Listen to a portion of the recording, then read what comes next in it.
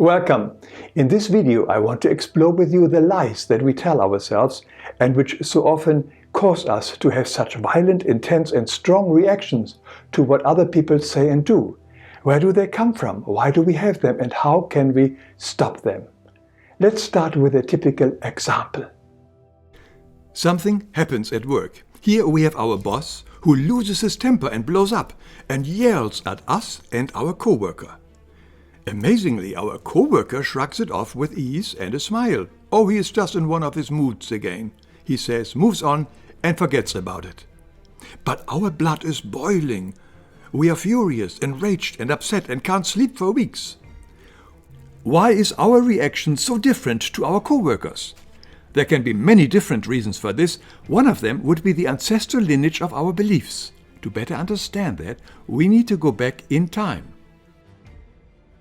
Imagine that in one of my past lives I have been a nasty bully and hurt many people around me. As we have heard before, that negative energy, or karma, is stored in the stars, the Akashic records, with all the persons I have bullied, and most of all in my soul and body. Over time, my constant bullying has changed the genes in my body. My future offsprings will now inherit these genes in their bodies. It most probably will have no effect on them, but if I one day, as a soul in the spiritual realms, decide to come back to Earth and overcome and clear up my bully karma, then these genes in one of my own future offsprings will be a strong attractor for my soul. As we know, like attracts like, particularly when our soul is searching for the right baby body to incarnate in. So it can happen that I return to the same family again where I once was the big bad ancestral bully. Do we see the ancestral lineage here? But I can also as easily incarnate into another family where these genes are also dormant. However, this time around things are slightly different. Now I am a little child, and everybody around me is huge and stronger, and I can't bully them like before. Now my father, for instance, is very strict with me and even bullies me. As a young child, I'm hypersensitive to this because he is reflecting back to me what is already in my soul. He is my mirror. Remember, whatever upsets us in other people is in us. The you spotted, you got it law. The outside world is nothing but a reflection of ourselves. There's more on this in my video, The Law of Projection. So when we are still a young child, like in this example, we can easily overreact to the bullying of our father. Our ego always drives us into extremes. It either wants us to believe that we are the greatest, the number one, more important than everybody else, or are the worst, the victim, the loser, never the middle ground. Both extremes always cause suffering, which is exactly what the ego needs to manipulate us. This is how many false beliefs are created. They often come from over- or misinterpretations of situations and behaviors of others in our childhood. They are self-defeating beliefs like, I'm not good enough, I'm not worthy, I can't do anything right, whatever I do is wrong, I'm a pain to other people, I'm ugly, and so on. These are all lies we tell ourselves whenever similar situations come up later in our life. These self-defeating beliefs prevent us to be our own authentic self and enjoy life, because they are creating strong emotional charges in us like fear, anger, guilt, shame, loneliness, grief, and so on. How do we change them? By facing them. We have to free our emotional charges. We have to face these strong emotions and clear up whatever caused them. Because in our pain is the answer. To heal it, we have to feel it. In the book The Great Cosmic Teachings, Christ says, if you are suffering, then feel in the suffering why you are suffering. Let the sensation and thoughts of the suffering come, for they speak their language.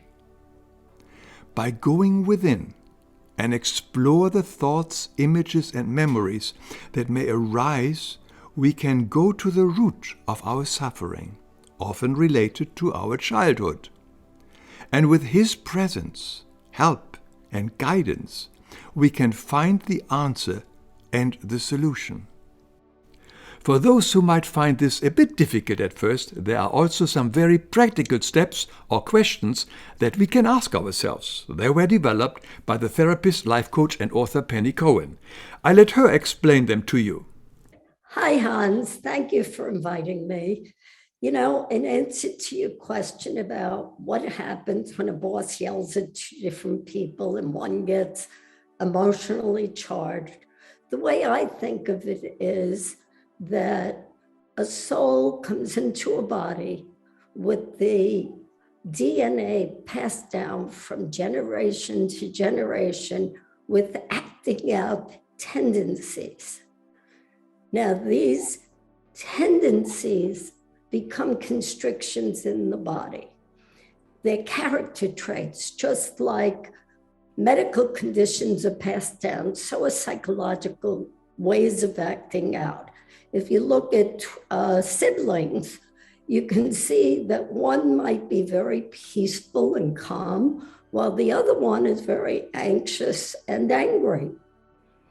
Now, these emotional charges, as I said, creates constrictions in the body. It could be the neck and shoulders, it could be in the chest and heart area, or even in the stomach. And these constrictions are interpreted, meaning the mind needs to make meaning out of what is. For example, your boss yelled at you, you get a tightness in the stomach.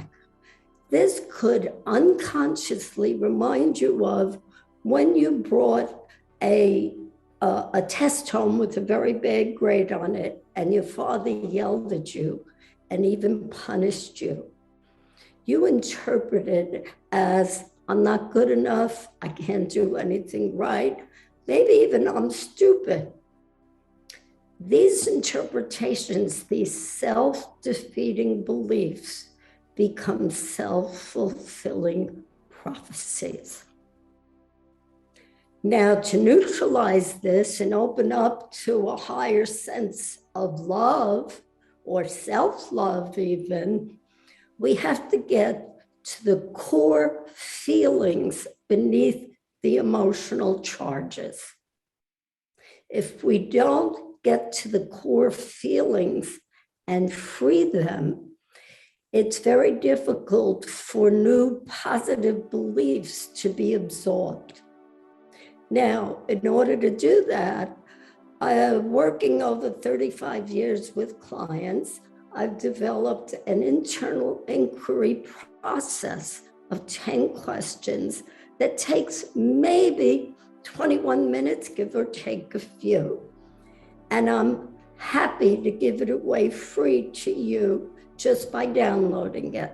So please go to my website, pennycohen.com, and download it. And I wish you luck with it. Thank you very much. That was really great, Penny. Thank you so much. I'm sure many will benefit from your expertise and profound knowledge and will find your steps helpful. Every day we are experiencing many emotional charges. Some are barely noticeable and others, like our false beliefs, are very strong and intense. Any negative thoughts and feelings that come up in us from moment to moment are invitations to clear them up on this day.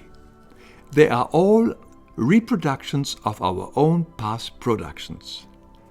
So each moment wants to convey to us what we have entered into the mighty causal computer, that is, into the stars as well as into our soul, our body, and our subconscious. The whole process is not complicated. We just have to do it if we want to. The spiritual world has given us so many practical steps and suggestions over the years. I found this book here particularly helpful. It is called The Great Cosmic Teachings. And if you are interested, you are welcome to check it out. I'll put a link to this book under this video together with Penny's website. Thank you so much for having been with me.